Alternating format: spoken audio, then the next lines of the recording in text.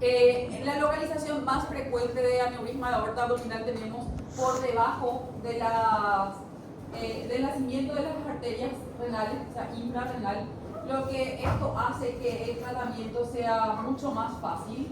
Vamos a ver enseguida en las clasificaciones que a cuanto más alto el aneurisma o cuanto mayor agarra o compromete ramas de la aorta, es más difícil el tratamiento porque tenemos que redireccionar el flujo sanguíneo, porque el aneurisma es un saco, un aumento de diámetro, entonces el flujo sanguíneo desvía, y a cuanto más desvío, mayor formación de trombos y también a la complicación que es la ruptura. Entonces, ¿qué tengo que hacer? Que la sangre no desvíe, hacer un trayecto unísono. Entonces, si yo tengo un saco en una formación justo en una división de las arterias renales o la mesentérica superior o la mesentérica inferior, voy a comprometer la vascularización de los órganos de estas arterias. Tenemos, o habrán escuchado de que existe el famoso pseudoaneurisma, o sea que no es un aneurisma verdadero, o aneurismas falsos y aneurismas verdaderos. Cuando nosotros hablamos de aneurismas, hablamos de que las tres capas del vaso sanguíneo son las que se dilatan. Si no son las tres capas, entonces no estamos hablando de un aneurisma verdadero, puede ser un aneurisma falso o un pseudoaneurisma sin problema también. Entonces, tiene que afectar sí o sí las tres capas. Bueno, tenemos distintas formas en que los vasos sanguíneos puedan ceder en su diámetro y aumentar y formar este saco, o también pueden tener formas fusiformes, pueden ser las dos formas en que tengamos los aneurismas. Primero tenemos por la degradación, que hay un aumento de actividad a nivel de las metaloproteínas de la matriz.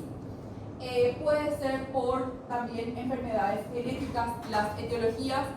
Puede ser por inflamación, ya que el macrófago, cuando hay una alteración de las capas, de la íntima, sobre todo del vaso sanguíneo, llegan los macrófagos, llegan las plaquetas, se depositan en la íntima y empiezan a fagocitar, empiezan a comer la capa íntima, se hace más débil, entonces cede y se forman los pseudoaneurismas o los aneurismas. Y también puede haber un trombo intraluminal, que hay un trombo, hay un proceso inflamatorio alrededor del trombo, se quiere tratar de degradar ese trombo y se degrada otra vez la propia matriz o la propia íntima, la adventicia del vaso sanguíneo. Dentro de la degradación por aumento de actividad de las metaloproteínas de la matriz, de las capas de los vasos sanguíneos, tenemos algunas patologías que son defectos congénitos, como ser el síndrome de Marfan y también el síndrome de Ehlers-Danlos, que son enfermedades que tienen que ver con las metaloproteínas, las proteínas de la matriz extracelular. Entonces ellas no se sintetizan pero no tienen fuerza, entonces cede las capas y forman los aneurismas. Y por último, también dentro de las etiologías tenemos el aumento de las fuerzas hemodinámicas locales, que es una de las etiologías menos frecuentes, que es aumento de las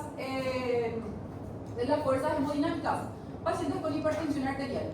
Entonces, gran contracción de corazón, mucha presión de sangre en aorta abdominal y por ende también entonces tiende a ceder para que pueda disminuir esa presión intraluminal. Factores de riesgo: tabaquismo, el sexo es muy importante, por fin algo a favor de nosotras las mujeres, perdón por los varones, pero nosotros sufrimos más que ustedes. Entonces, es más frecuente en el sexo masculino y el sexo femenino es un factor, vamos a ver enseguida, es un factor protector. Y también tenemos que ver con, inclusive también con el color. Entonces, factores protectores, raramente la diabetes mellitus, que también tiene que ver con la parte de la degradación, las alteraciones de los vasos sanguíneos. Recuerden que la aorta es muy grande, donde afecta más la diabetes microvascular, ¿sí? En las circulaciones más distales. Por eso habíamos dicho que todas las patologías con vasos sanguíneos muy pequeños, mayor complicación en diabetes, apendicitis, colecistitis, diverticulitis. Bueno, acá no, acá es un factor protector.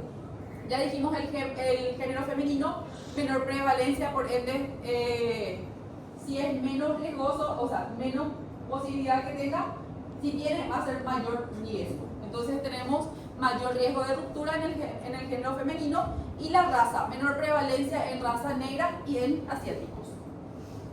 Entonces vamos a hablar directamente del aneurisma de aorta abdominal, que es el 3 y 10% de todos los aneurismas en todo el cuerpo. Generalmente hallamos de forma casual cuando hacemos un examen físico abdominal, porque no es normal palpar el latido de la aorta. Ahora, cuando en un examen físico abdominal palpamos, a no ser que sea muy flaco el paciente, ahí sí vamos a palpar, pero no es normal palpar. Entonces, en la palpación, palpamos una masa pulsátil con latido, podemos sospechar de un aneurisma de aorta abdominal. Ya hablamos de los riesgos, la edad, el sexo masculino que tiene mayor frecuencia de aneurisma de aorta. Si hay pacientes que en su propia familia alguien ya tiene mayor posibilidad, ¿por qué? Por alteraciones genéticas, sobre todo de las proteínas, como hablamos de la matriz extracelular. Hipertensión arterial, dislipidemia, la talla, ya hablamos del sexo femenino y de la raza y la diabetes como factor predisponente. Importante saber que el aneurisma de aorta abdominal tiene dos formas. Tiene una forma sacular, que es como un saquito, como un divertículo, y tiene la forma fusiforme. Vamos a ver que uno de ellos tiene una indicación quirúrgica siempre y el otro no hace falta que siempre sea operable. Entonces, tenemos que tener en cuenta que todos los pacientes con aneurisma tienen riesgo de rotura. Si se rompe, el paciente tiene un shock hemorrágico y el paciente se nos va. Entonces, hay también signos de antes de que se rompa, que es lo que siempre solemos decir, la disección de aorta. Cuando va abriendo capitas por capitas, se abre la íntima, después se va abriendo la segunda capa, la tercera capa, antes de que tenga la ruptura. Y el paciente ya empieza a tener síntomas. Entonces nosotros tratamos desde la disección de aorta antes de la ruptura. Entonces, ¿quiénes son pacientes que tienen riesgo de ruptura? Aquel paciente que hace mucha maniobra de Valsalva, que tiene una presión abdominal que va a hacer que tenga aumento de la presión hemodinámica dentro del vaso sanguíneo y por ende lleve a la disección y a la ruptura. ¿Quién es ese? El paciente con enfermedad pulmonar obstructiva crónica. El paciente tose, aumento de la presión intraabdominal. El paciente que fuma actualmente, también el que tiene riesgo es el diámetro dependiendo de cuánto mide su aorta o su aneurisma. A cuanto mayor el diámetro de aneurisma, mayor la posibilidad de ruptura. Entonces, si el aneurisma mide mayor a 8, tiene hasta un 50% del paciente de sufrir una ruptura. Si tiene menor al 4%, difícilmente tenga un riesgo de ruptura, es muy pequeñito en diámetro, y a partir de 4 o 5 ya empezamos a tener riesgo de ruptura. Dijimos que, si bien es difícil que una mujer tenga aneurisma, si tiene, es mucho más fácil que tenga disección y que tenga la ruptura. Pacientes con trasplante cardíaco por la fuerza hemodinámica que se va a realizar en el paciente, o paciente con trasplante renal, también aumento y tamaño de ciertos patrones de la tensión mural que vamos a ver dependiendo de cuánto crece en el tiempo el aneurisma, mayor posibilidad también de que tenga riesgo de ruptura. Entonces, hablamos de que hay una ley de Laplace que es para calcular el riesgo de ruptura. Y hablamos así, que en hombres un diámetro de 5.5 centímetros de aneurisma, riesgo de ruptura. Y en la mujer un 0,5 menos de centímetros de riesgo. El diagnóstico, ya dijimos, lo hacemos siempre de forma casual, o le pedimos al paciente por cualquier otro motivo un método auxiliar de imagen y encontramos, porque cuando son pequeños, menores, pueden existir aneurismas hasta inclusive menores a 2,5 centímetros de diámetro. Pero eso con el tiempo y dependiendo de cuál fue la etiología que le llevó al paciente, en el año eso puede ir creciendo.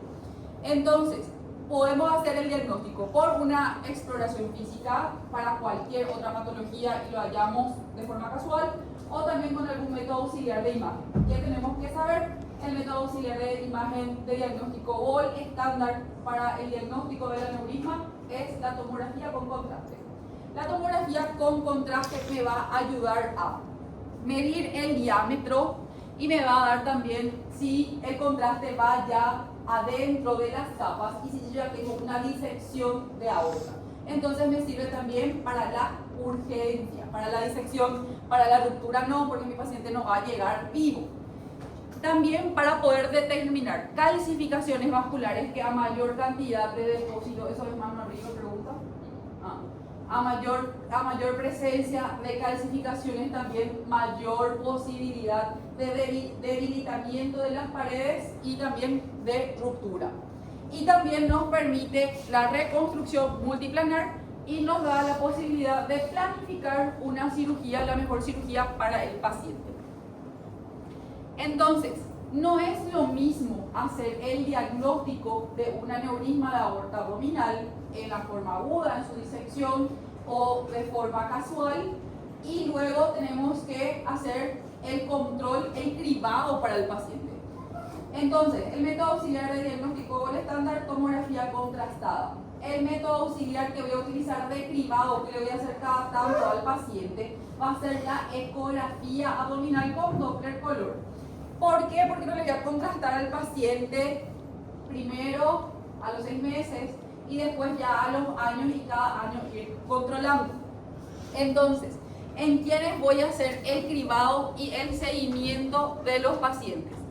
Primero que nada, a todos los hombres mayores a 65 años sí o sí se hay que hacer cribado. Porque hombres, por más que, o sea, todos los hombres de acá lleguen sanísimos a los 45, 50 años, toditos tienen que tener cribado de aneurisma, porque es mucho más frecuente en el hombre que en la mujer. Es lo mismo que el cáncer de colon. Llegado a los 40 años, todos, mujeres y varones por igual, colonoscopia.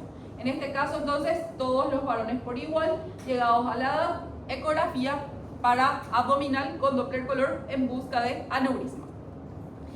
Mujeres a partir de los 40 años y sobre todo si hay antecedente familiar de primer grado con riesgo.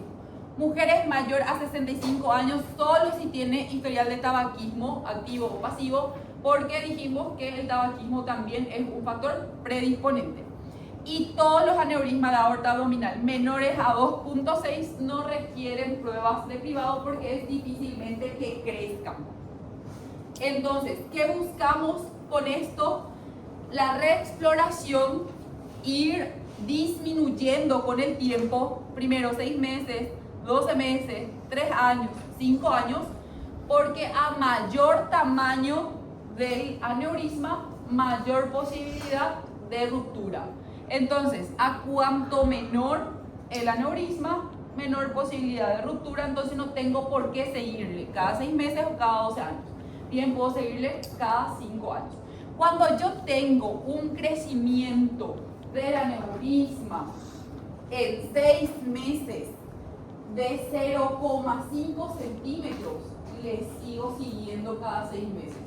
Un crecimiento de 1 centímetro por año tiene un tratamiento quirúrgico, porque va a llegar en 2 años rápidamente a un tamaño de que pueda tener una ruptura, que pueda tener una disección, y antes de que mi paciente se complique, entonces yo ya voy a optar por un tratamiento quirúrgico. Entonces, ¿existe el tratamiento médico?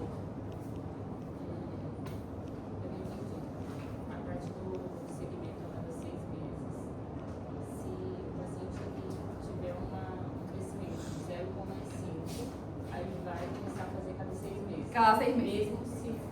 No importa cuánto tenga de tamaño, primero le haces cada 6 meses. Ahí, dependiendo.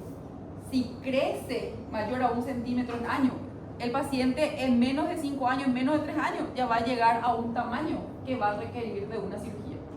Por eso, si crece, se hace el cribado, se sigue haciendo el cribado. Si no crece, ahí te vas disminuyendo en años tu cribado. Si no crece, belleza, vas extendiendo.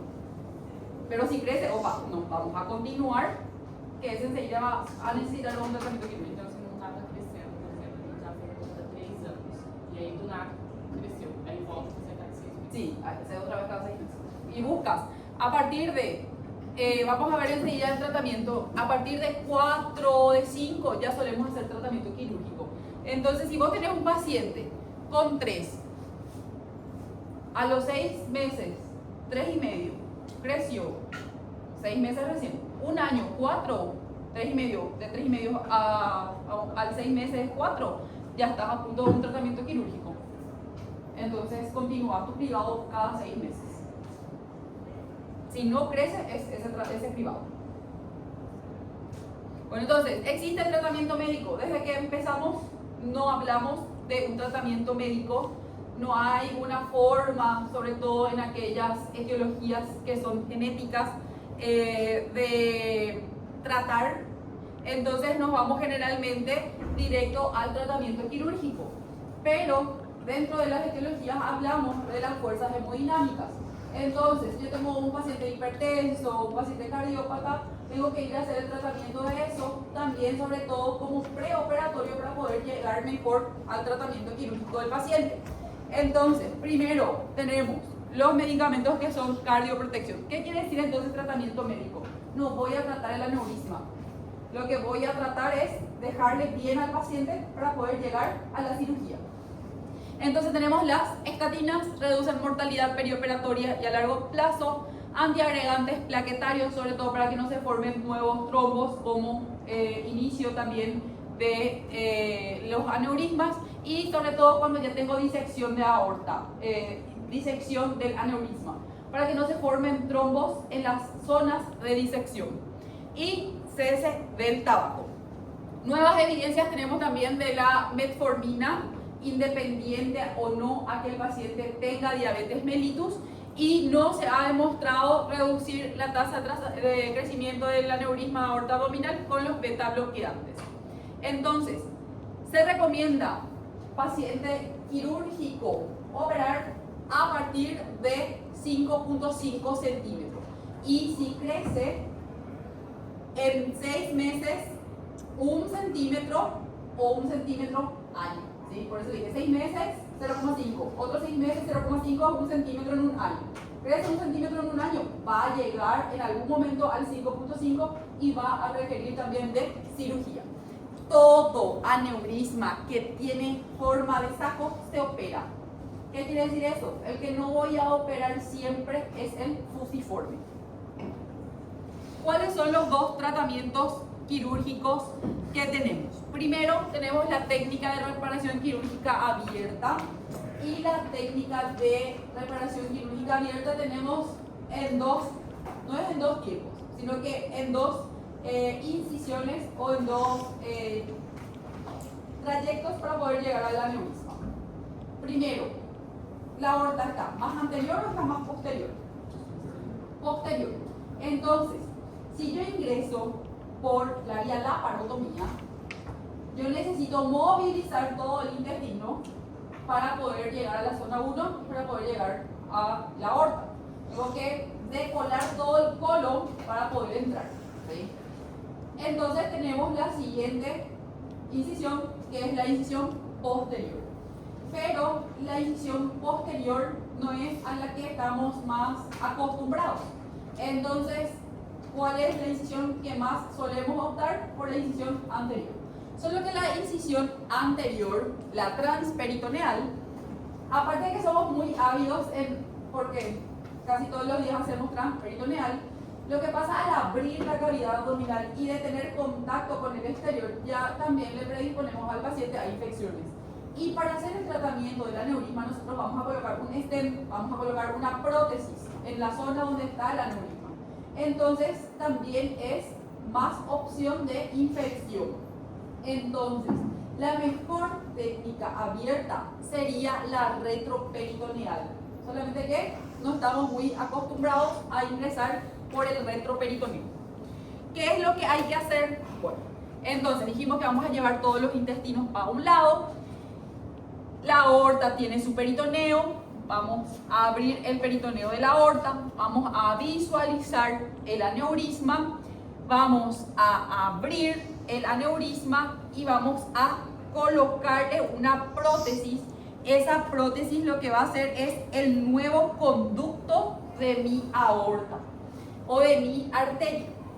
Queda de esta manera. Entonces coloco la prótesis, hago una sutura proximal, hago una sutura distal y luego esa pared dilatada de la aorta le sirve otra vez como capita, porque dijimos que no se puede infectar. Se infecta y no hay nada que podamos hacer por el paciente. Bueno, recambio de prótesis. Pero estos son cirugías muy grandes que llevan mucha comorbilidad. Colocar una prótesis, tengo posibilidad de fuga de sutura, posibilidad de infección y también la formación de trombos en sutura y dentro de la prótesis. Entonces, si ya tengo la posibilidad de fuga y de trombos, lo que menos le voy a llevar al paciente es a la infección. Entonces, por eso es mejor la técnica retroperitoneal que la transperitoneal. Que mi prótesis no tenga contacto con mi intestino. Entonces, sutura proximal, sutura distal y otra vez, la capa dilatada sirve otra vez como cobertura de la prótesis. De esta manera hago una segunda sutura. Entonces, si llega a haber una fuga, la fuga tiene que contenerse adentro del propio aneurisma, lo que me va a llevar obviamente a cambios hemodinámicos, sobre todo en la circulación distal, en el lugar en donde está el saco aneurismal o el aneurisma. Por eso les hablaba. Una pregunta, ¿una persona que se realiza ese tipo de cirugía, qué tal lleva la vida? ¿Tiene ciertas restricciones? Tiene que estar anticoagulado por el resto de su vida y antiagregado por el resto de su vida. Y ahora vamos a ver que ya no hacemos más también tanto la técnica abierta, sino que tenemos la técnica mínimo invasiva, que es la REVA. Pero todo procedimiento mínimo invasivo, hasta la videolaparoscopia, también tiene sus complicaciones. Entonces son pacientes realmente muy complicados. Los pacientes que yo vi con aneurisma de aorta abdominal, ellos cuando le damos todas las opciones quirúrgicas dicen nada, me cuido, vivo nomás con mi aneurisma, trato de no manejar la moto porque si se golpea, chavo aneurisma, ¿verdad? Maneja presión arterial y trata de cuidarse, es como un paciente cristal, pero prefieren 1000 veces vivir como paciente cristal que someterse a una cirugía de gran envergadura. Este paciente va a estar en la unidad de cuidados intensivos, intubado, sedado, relajado por lo menos unas 72 horas. Cuando el paciente mantiene su presión arterial, toda la parte respiratoria esté bien, el destete tiene que ser súper cuidadoso. El paciente no puede hacer una maniobra de valsalva más, que pueda haber una sutura que puede jugar. Una suturita que juega, nosotros ya estamos ante una complicación postoperatoria. Entonces prácticamente tiene que haber cicatrización, y tenemos que estar ya en el proceso de proliferación de la cicatrización para poder despertarle al paciente. Paciente intubado más de 72 horas, neumonía y las complicaciones de neumonía por ventilación mecánica, no solamente por la unidad de cuidado intensivo o porque broncoaspiró el paciente, sino que simplemente por estar en la unidad de cuidado intensivo el paciente ya tiene posibilidades de infección. Entonces, pacientes muy delicados, muy delicados. Bueno, y el peritoneo, si bien acá muestra la imagen que vuelve a cerrar, nosotros no cerramos el peritoneo.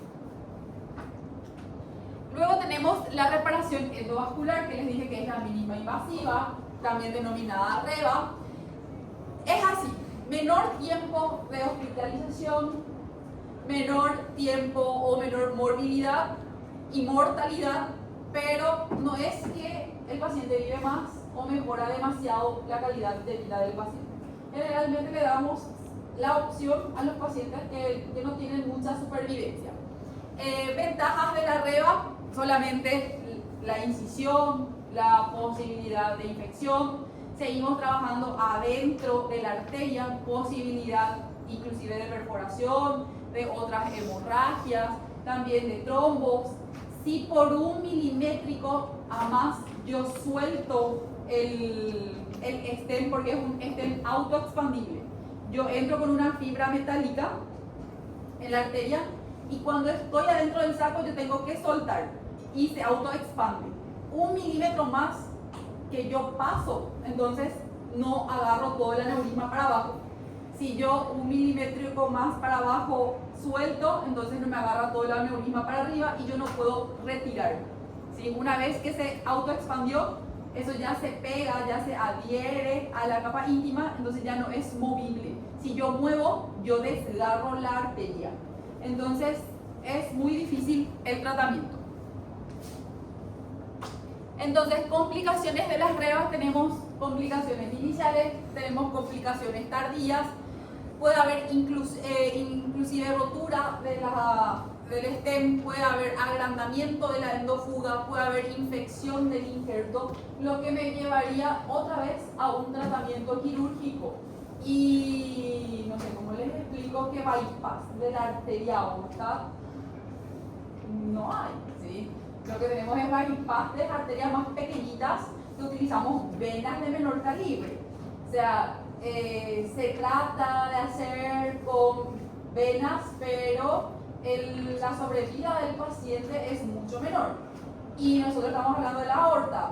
Si nosotros disminuimos el calibre de la aorta porque mi vena no es muy gruesa, entonces yo voy a empezar a disminuir el flujo sanguíneo de la mesentérica inferior, de la mesentérica superior, voy a comprometer colon, vascularización de colon, voy a comprometer vascularización de haces intestinales, y es así que tenemos o empezamos las complicaciones, sobre todo también con oclusión inadvertida de algunas arterias. Ahí el paciente hace necrosis intestinal, hace necrosis en el caso de las mujeres, útero, ovario, y empieza a hacer una peritonitis franca del paciente y tenemos que entrar otra vez a reexplorar y buscar cuál fue la arteria que quedó justamente sin vascularización. Complicaciones locales, que lo más frecuente que tengamos es infección de la herida quirúrgica. Aneurisma aórtico torácico. Es un poquito menos frecuente que el aneurisma de aorta abdominal, pero podemos ver que ellas están también relacionadas. ¿Qué quiere decir eso? Yo puedo tener un paciente con un aneurisma de aorta torácica que inclusive puede comprometer también la abdominal y por ende muy difícil también de tratar. Entonces se clasifican en A, B y C dependiendo de dónde está el aneurisma. Tenemos tipo 1, que es desde las formaciones de las ramas de la torácica, inclusive va hasta el tronco celíaco, pero no llega a las ramas de las renales. Tenemos la tipo 2, que compromete el tronco celíaco, compromete las ramas renales, la mesentérica superior, la mesentérica inferior, y no compromete las ilíacas. Tenemos el grado 3, que no es torácica, pero en la porción inferior por debajo de la sexta costilla, y también tengo consigo un aneurisma de aorta abdominal que no compromete las ilíacas. Luego tengo la aorta abdominal propiamente dicho que acabamos de hablar, y la que es torácica y abdominal, pero es por arriba de las renales, compromete el tronco celíaco y por debajo de la sexta costilla. Entonces, de entre ellas, las que son mucho más complicadas de tratar, las que están juntas, desde la torácica hasta las abdominales, y cuando ya compromete los tres, el tronco celíaco, la mesentérica superior, la mesentérica inferior. Tratamiento médico. Tratamiento quirúrgico. No, acá no tenemos médico. En la torácica no hay tratamiento médico. Sí. Tóraco abdominal. Esternotomía. Con laparotomía. Y ahí vamos bien. Y tenemos también el REBAT, que es la cirugía mínima invasiva torácica abdominal. ¿Preguntas? Doutora, quem faz o procedimento? ¿Ah? Quem faz o procedimento? É um cardio, um vascular, un vascular. geral? Un vascular. Que tiene que ser hemodinamista para hacer el REBAT. Para la vieja, no se demora. E precisa fazer circulação corpórea? Sí, necesitamos. Para torácica sim, mas Para la abdominal no, pero podés hacer para asegurar la cantidad de flujo sanguíneo y para no pintar completamente, o sea, pintar bien desde tu torácica, o sea, podés hacerle una toracotomía, le pinzas la aorta para que todo el inferior quede, pero para que tus renales no sufran mucho. Entonces sigue habiendo perfusión y tu riñón sigue orinando normalmente. Esa es la complicación del aneurisma.